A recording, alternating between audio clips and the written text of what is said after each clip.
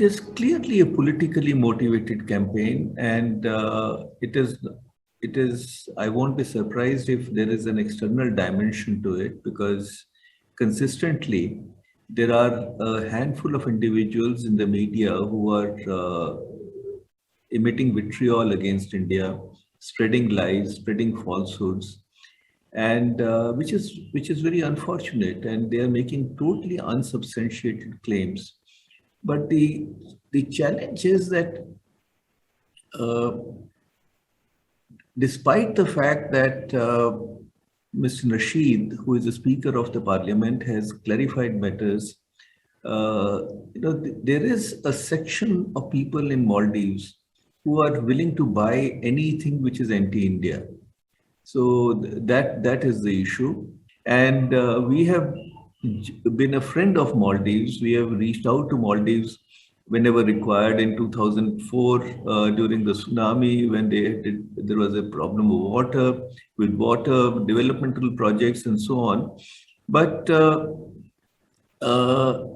there have been some leaders in Myanmar, in Maldives, who have been instinctively, viscerally anti-India. And I can even say with a sense of responsibility that they have had, or a particular president has had unsavory financial dealings with China. So there is a clear angle to it, and which is rather unfortunate, but that's a fact that we have to deal with.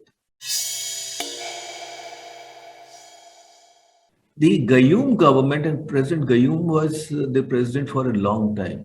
He had started playing the China card, and which, if you see, not just Maldives, but almost all our neighbors play the China card. Because if I put myself in the shoes of our neighbors, then they are looking at extracting the best, the maximum. They are trying to leverage one relation with the other. And at times they find that India bashing gets them political dividends. So that is also a challenge. And of late, in the last about 10 years, China has been, with deep pockets, has been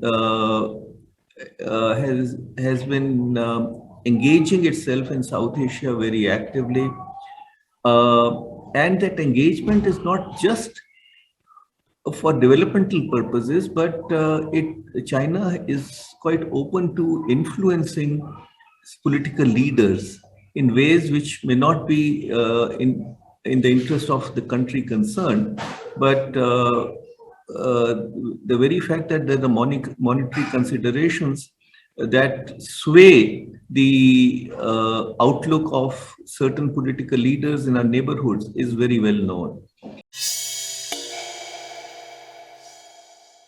India has been playing quite a positive and constructive role in Maldives, which is generally appreciated. So it's not that India does not have its constituency, but the problem is that when certain media organizations and have been bought over, or have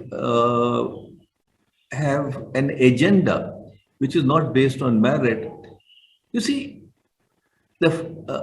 we all know that if a dog bites a man, it's not a story. If a man bites a dog, it's a story. But even if the man has not bitten the dog, so if you claim that, it attracts attention, and negative stories have a currency of their own. They catch the imagination of the people. And so that is also a challenge, because social media is being used against India, and it's all a handful of people.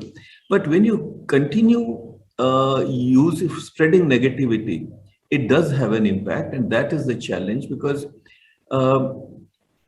even the Ibrahim Soleh's government, which is with which we have a very good relationship, they are finding it difficult to rebut, although they are rebutting, to neutralize the negativity that is being spread. There is no doubt about it. I mean, it is stating the obvious that China is spreading its influence in South Asia by means fair and foul. With in case of China, the means don't matter. It's the object end that matters. And whether it is Nepal, whether it is Sri Lanka, whether it is Maldives, everywhere there are two constants. One is that they cultivate political leaders who then become advocates or spokesperson or just promote the Chinese line. And of course, it is not out of love and affection. It is stating the obvious that there are other considerations for that. And secondly, the money power. They use through BRI, through other means fair and foul. They use money, they throw money around, and they influence media, they influence parliamentarians. Now the question arises is why can't we do that? We are a democratic country.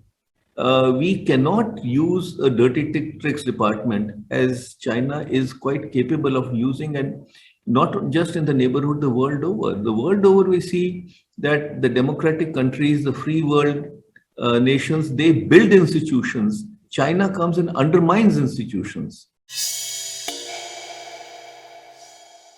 One thing that we must not do is engaging in a checkbook competition with China. There is absolutely no point.